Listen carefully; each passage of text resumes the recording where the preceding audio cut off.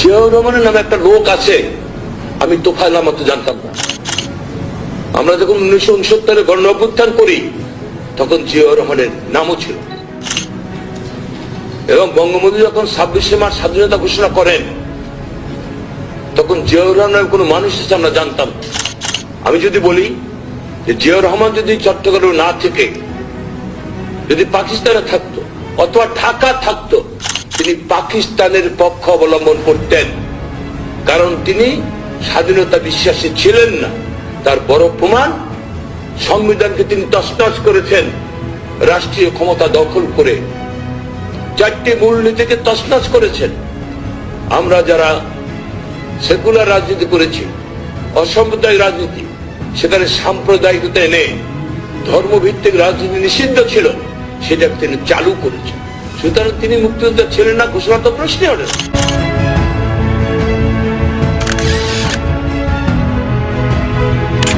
UNESCO recognizes this history, 7th March speech of Bangabandhu Sheikh Mujibur Rahman as part of world documentary heritage. As part of documentary heritage. পৃথিবীর কোন ভাষণ কোন দেশে এতবার উচ্চারিত হয়, অথচ একদিন গেছে এই ভাষণ বঙ্গবন্ধুর শাহাদাত বার্ষিকীতে আমরা বাজাতে পারি নাই। বিএনপি তখন ক্ষমতায়, আমাদের মাইক কেড়ে নিয়ে গেছে। আমরা বিভিন্ন অনুষ্ঠানে 7ই মার্চেও এই ভাষণ আমরা বাজাতে পারিনি। অর্থাৎ যেটা আমাদের দেশের এক শ্রেণীর রাজনীতিবিদ, আমার মনে আছে 91 পরে যখন বিএনপি ক্ষমতা আসলো, বেগম খালেদা জিয়া প্রধানমন্ত্রী হলো, তখন এই নির্যাতন চলেছে।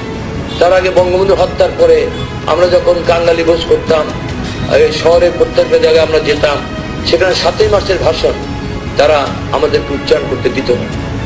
আজকে দেখেন, লক্ষ্য করেন, এই ভাষণ শুধু বাংলাদেশেরই শ্রেষ্ঠ ভাষণ না, আন্তর্জাতিক বিশ্বের শ্রেষ্ঠ ভাষণ হিসেবে আজকে স্বীকৃতি লাভ করেছিল।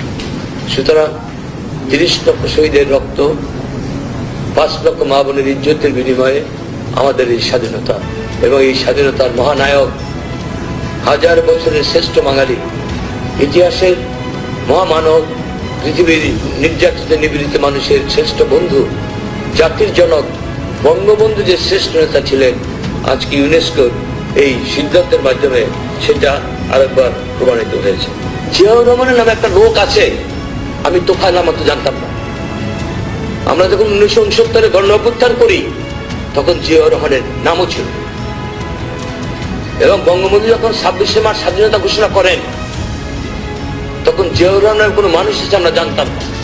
আমি যদি বলি যে জিয়াউর রহমান যদি চট্টগ্রামে না থেকে যদি পাকিস্তানে থাকতো অথবা ঢাকা থাকতো, তিনি পাকিস্তানের পক্ষ অবলম্বন করতেন, কারণ তিনি স্বাধীনতা বিশ্বাসী ছিলেন না। তার বড় প্রমাণ, সংবিধানকে তিনি তছনছ করেছেন। যারা আমরা আওয়ামী লীগ করি সবাই মৃত। বঙ্গবন্ধুর একজন উত্তরসূরি তোফায়েল ভাইয়ের বিরুদ্ধে ওয়ারেন্ট হয়। বাংলাদেশের মানুষের কাছে এই বিচার থাকলো, আমার বলার কিছু নাই।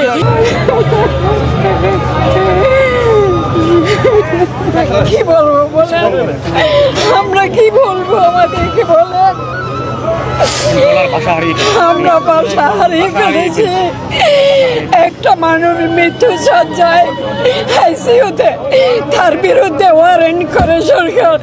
কি বলবো বলেন, আমাকে কি বলবো বলেন।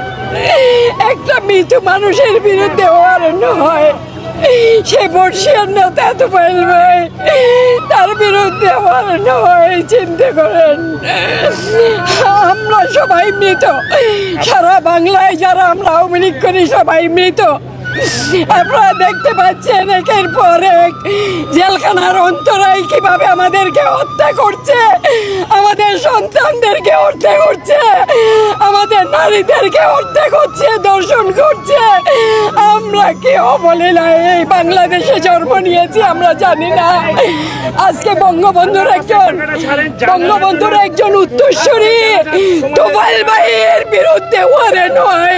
মৃত মানুষের বিরুদ্ধে ওয়ারেন্ট হয় আমরা শুনি নাই। বাংলাদেশের মানুষের কাছে এই বিচার থাকলো আমার বলার কিছু নাই।